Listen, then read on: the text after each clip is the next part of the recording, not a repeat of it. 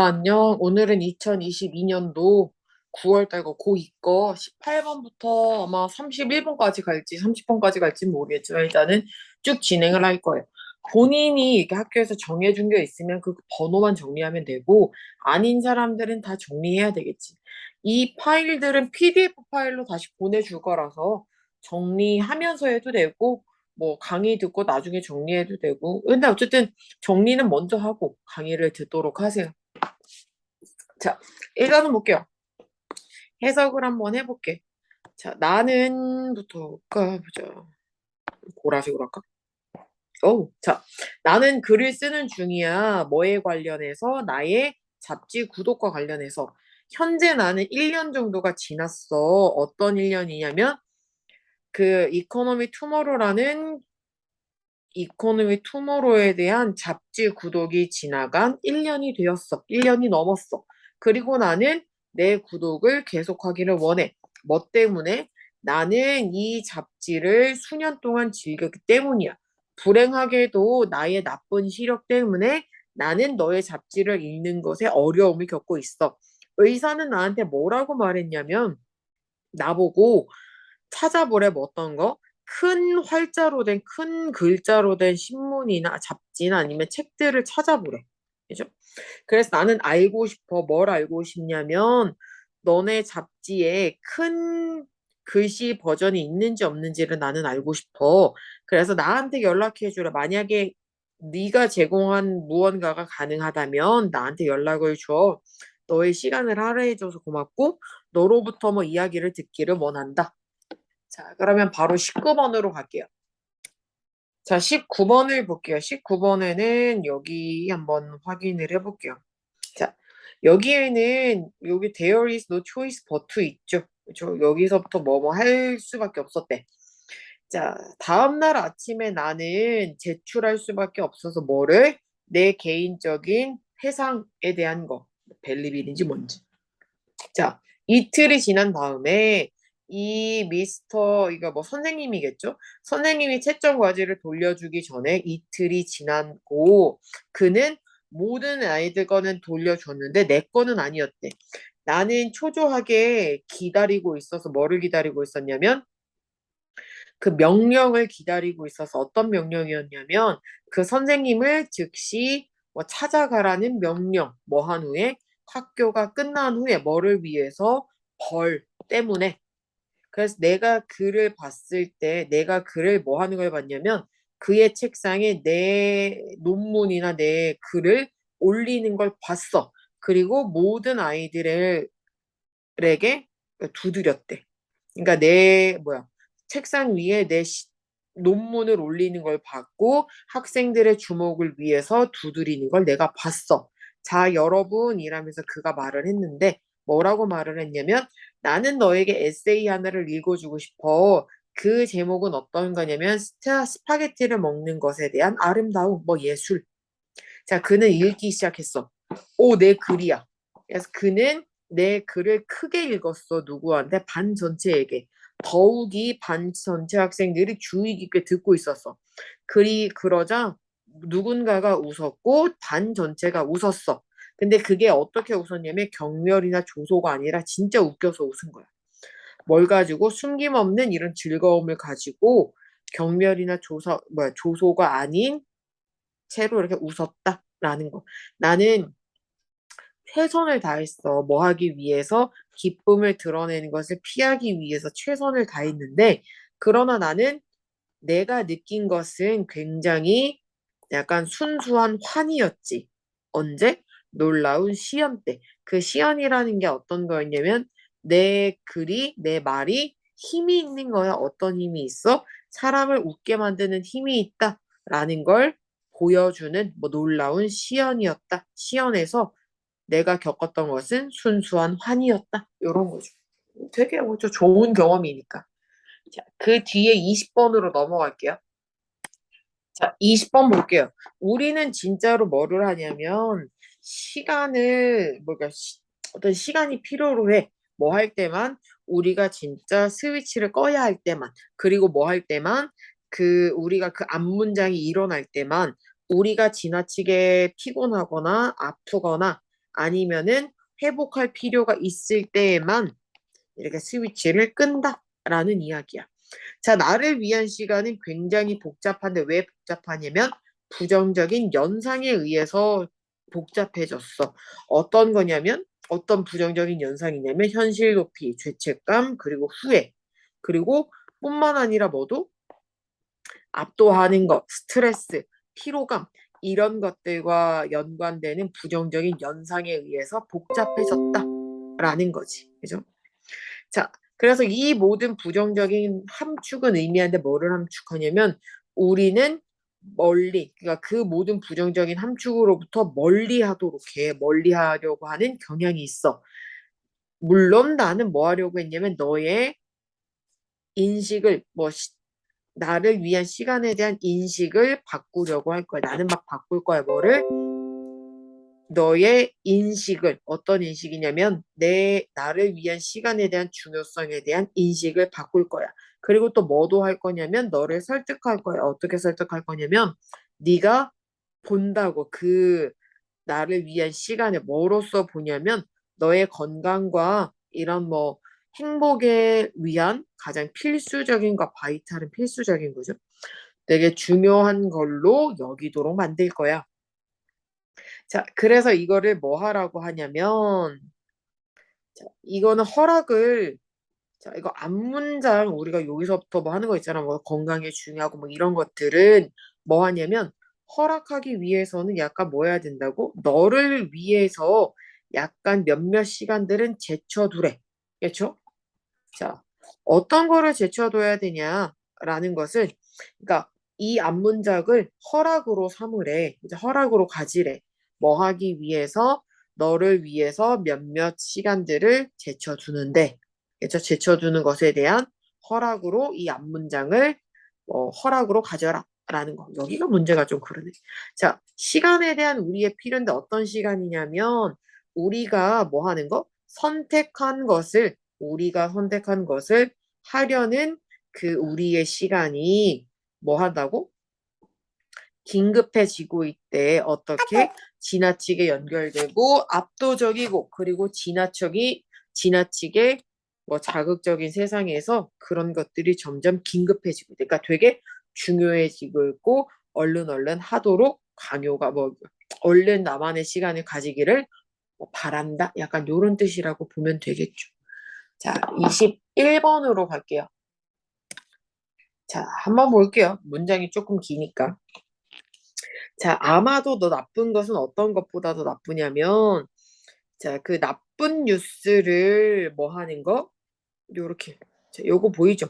자, 나쁜 뉴스를 해치우려고 시도하는 것보다 더 나쁜 것은 어떤 거냐면, 그거를, 그 나쁜 소문을 누그러뜨리거나 아니면은 전혀 그 나쁜 소문을 다루지 않으려고 하는 게 시도하는 것이 더 나쁘다는 이야기야. 어떤 이야기인지 알겠지? 그러니까 나쁜 이야기, 나쁜 소식부터 해치우려고 먼저 이야기하고 아니면은 해치우려고 시도하는 것보다 나쁜 것은 그 나쁜 소식을 누그러뜨리려고 하거나 아니면 나쁜 소식을 전혀 다루지 않는 것이 더 나쁘다. 자, 침묵 효과는 용어인데 어떤 용어냐면 요 사람이 요렇게 1970년대에 만든 용어야. 그 침묵 효과는 발생하는데 왜 발생하냐면 사람들이 피하기를 원하는 거야. 뭘 피하냐면 다른 사람의 부정적인 감정에 타겟이 되는 것을 피하는 것을 원하기 때문이야. 그 침묵 효과가. 자, 우리는 어떤 기회를 가지고 있냐면 변화를 이끌 기회가 있어. 그러나 그것은 종종 요구하는데 뭘 요구하냐면 우리한테 용기를 필요로 하지. 어떤 용기냐면 여기서부터 여기까지 하는 용기지. 자, 딜리버는 전달하다라서 상급자에게 나쁜 소식을 전달하려는 용기를 필요로 한대.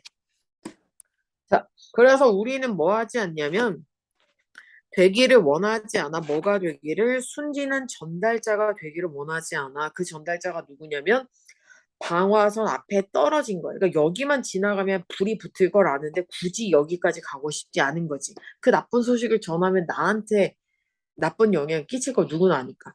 자, 우리의 생존 본능이 드러날 때 그들은 우리의 용기를 무효화시킨대. 뭐가? 그 생존 본능이 우리의 용기를 무력화시킬 거야.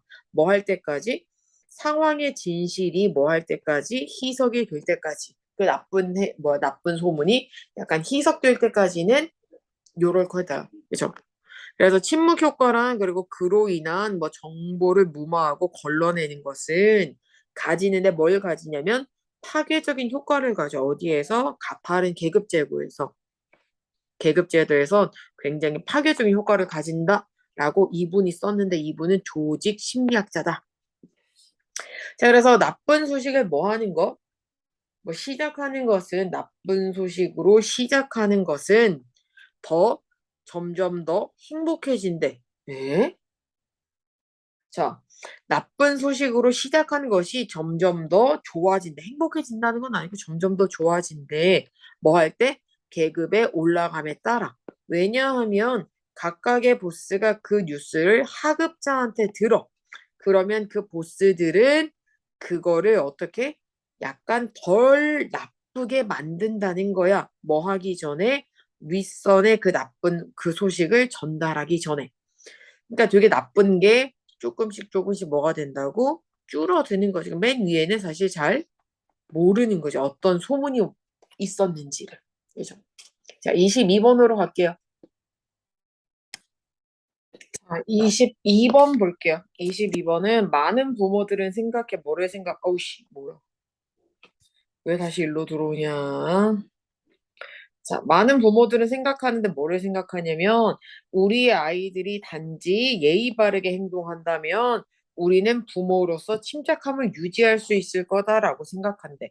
근데 진실은 어떤 거냐면 우리 스스로의 감정과 행동을 관리하는 것이 그 우리를 느끼게 한다는 걸 뭐로? 부모로서 되게 평화로운 그런 감정을 느끼게 해준다라는 이야기야. 그러니까 우리의 감정과 우리의 행동을 관리하는 것이 부모로서 더 평화로움을 느끼게 만드는 거야. 아이들의 문제가 아니라 우리의 문제다, 부모의 문제다라는 이야기지. 자, 궁극적으로 우리는 우리 아이들이나 이런 그 아이들이라던가, 아니, 그래, 여기까지 가자. 바꿀 수가 없어. 통제할 수가 없어. 뭐를? 아이들이라던가 아이들이 마주하는 장애물들을 통제할 수가 없지. 하지만 우리는 항상 통제할 수 있지. 뭐를? 우리의 행동들을. 자, 그래서 양육하는 것은 뭐에 대한 게 아니냐면 우리 아이가 무엇을 해야 되는 것에 대한 게 아니고 뭐에 대한 거냐면 우리가 어떻게 반응하는지에 관한 것이야. 그래서 여기도 똑같죠. not, but. 그죠? 자, 사실은 우리가 부르는 게 소위 양육이라고 하는 것은 일어나지 않아 뭐랑 뭐 사이에서 그 아이들과 이런 어린이 사이에서 일어나는 게 아니고 누구에서? 부모 내부에서 일어나는 거다라는 이야기야. 자, 그래서 폭풍이 약간 태동의 폭풍이 일어나려고 할 때 부모의 반응은 뭐 할 수 있냐면 침착할 수도 있고 아니면 뭐지 그거를 안정시킬 수도 있고 그 폭풍을 아니면은 그 대규모의 쓰나미로 유발할 수도 있지. 그러니까 폭풍으로 지나갈 수 있게 하거나 그러니까 폭풍이 일어나려고 하면 그거를 잠재우거나 아니면은 그게 대규모의 쓰나미로 유발하게끔 하는 거지. 그러니까 장단점이 있는 거지. 부모의 반응 때문에. 자, 그래서 자, 반응하는 건데 어떻게 건설적으로 반응하기에 충분히 안정적인 걸 유지하는 거야. 그러니까 침착함을 유지하는 건데 얼마만큼이냐면 건설적으로 반응할 수 있을 만큼 이 침착함을 유지하는 것이야. 어디에? 유치한 행동에. 그리고 격렬한 감정들. 그러니까 그 유치한 행동들 뒤에 숨겨진 격렬한 감정이라던가 아니면 유치한 행동에 건설적으로 반응할 만큼 충분히 안정적으로 유지할 수 있는 것은 요구한데 뭐를 요구하냐면 우리가 우리도 역시 성장해야 하는 것을 의미한다라는 거지. 자, 그래서 우리가 이 시간을 어떤 시간을 사용하냐면 우리의 버튼이 눌려지는 거야. 뭐 하기 위해서? 곰곰이 생각하기 위해서 뭐가 아니라 반응하기 위해서가 아니라.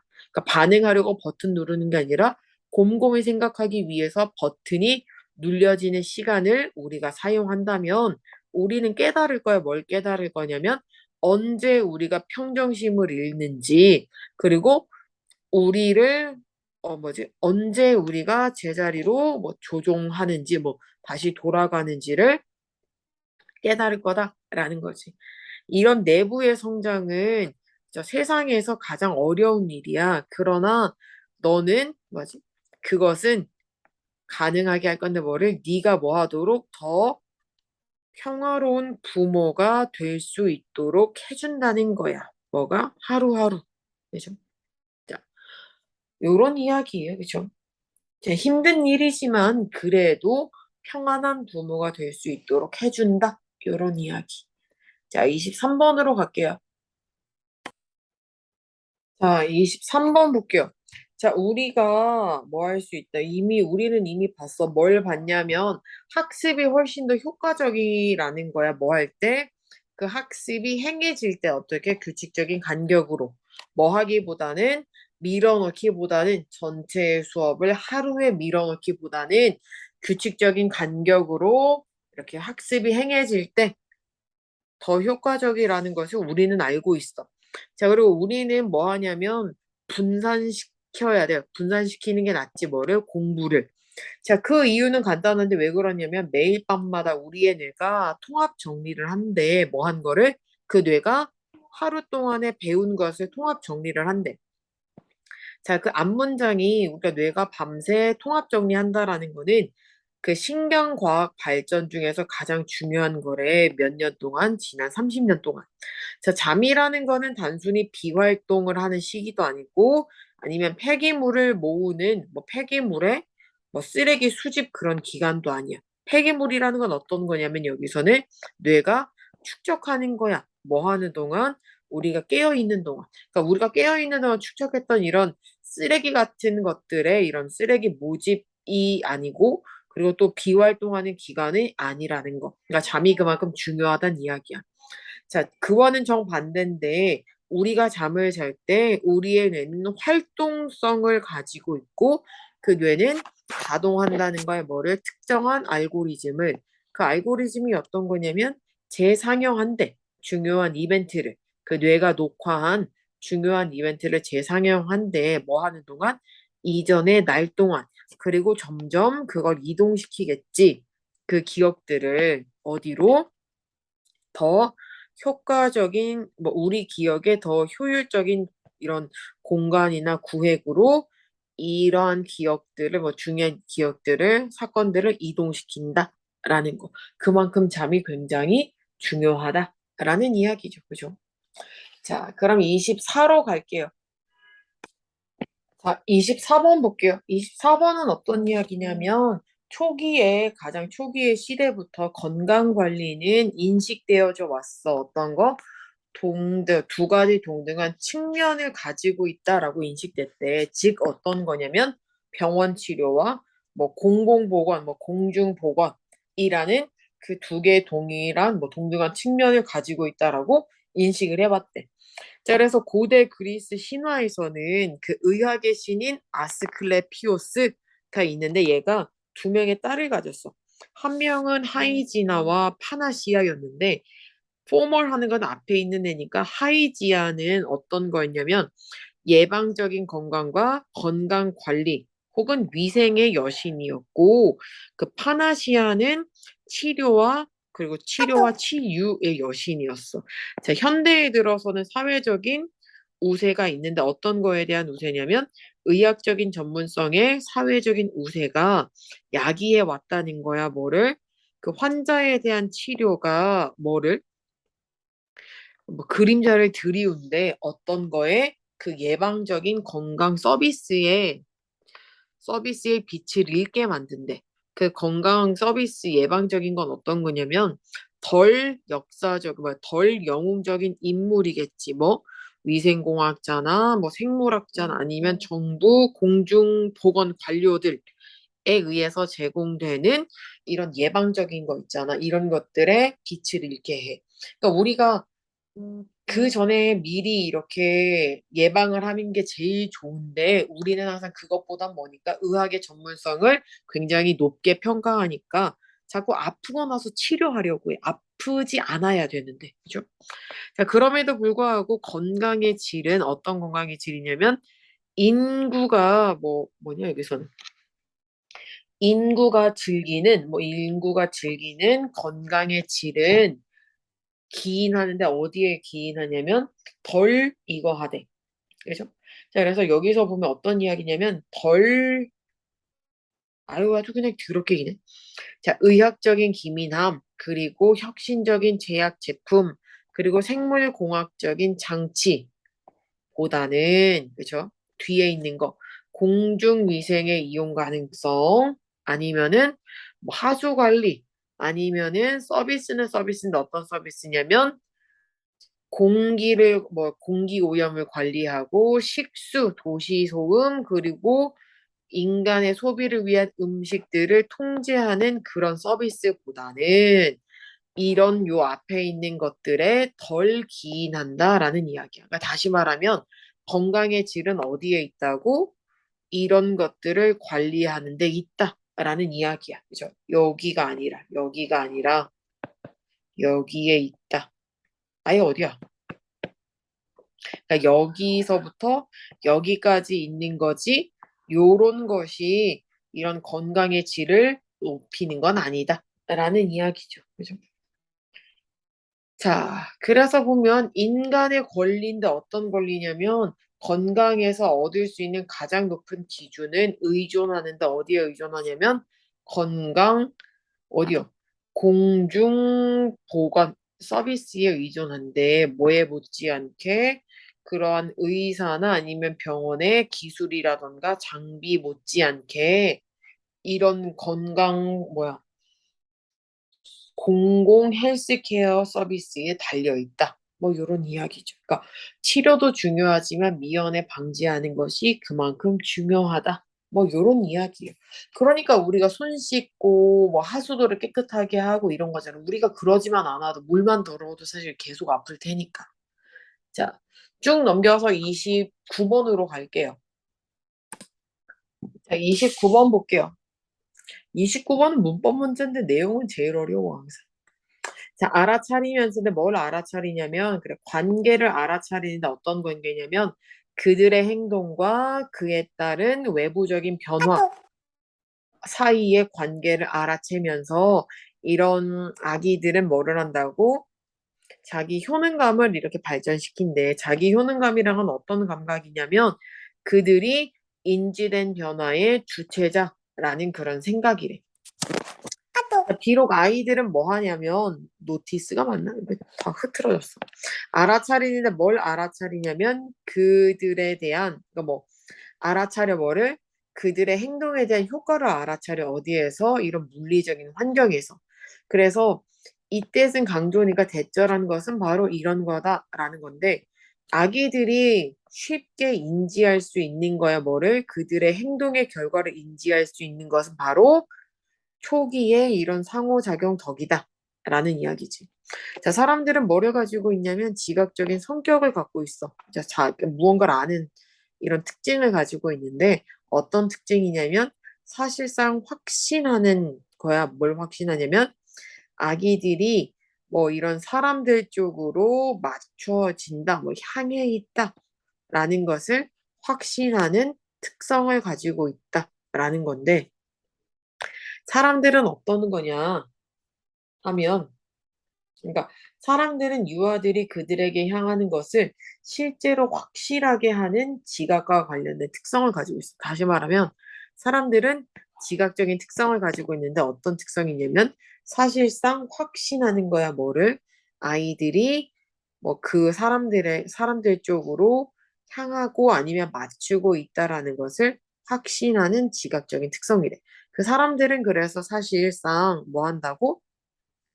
대조되고 그 다음에 움직이는 얼굴을 가지고 있어. 자, 사람들은 소리를 만들고 촉감을 제공하고 그 다음에 되게 흥미로운 냄새를 가지고 있어.